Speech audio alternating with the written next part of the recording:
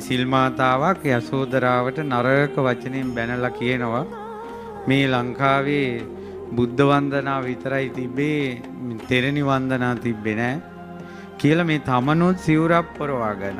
ඇයි අහනකොට මෝන රවුම් වැඩිලු ඇඟේ මස් වැඩිලු ඒ පිළිමි. යසෝදරාව කියන්නේ පංච කල්යාණයන්ගෙන් සුසැඳී ඒ කියන්නේ සෝභමාන උත්තමාවිය. ඒ කියන්නේ කාන්තාවකගේ මෙන්න මෙහිම අඩුයි කියලා මෝනේ හෝ ශරීරයේ හෝ ඇඟක මස් අඩුයි කියලා කාටවත් ඇඟිල්ල දික් කළ චෝදනා කරන්න බෑ. ඒ ශරීරේ පරිපූර්ණයි මාංශ කල්යාණයි. එහෙම තිබ්බ කෙනෙක් පැවිදි වුණේ.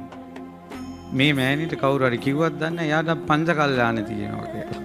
අපිට සම්මා සම්බුදු කෙනෙක් ඉක්මනින් බුදු කෙනෙක් ලැබෙන්න පෙරම් පුරන සංසාරේ තමන්ගේ ජීවිතේ පවා දාන වස්තුවට දීලා නෙත් දෙක වන් දරුවන් දෙදෙනා දන් දෙනකොට සාදු සාදු මගේ හිමිට බුදු බව ලැබේවා කියලා සාදුකාර දුන්නේ යසෝදරාවට ප්‍රතිමාවක් තියලා වඳින්න හොඳ නේ.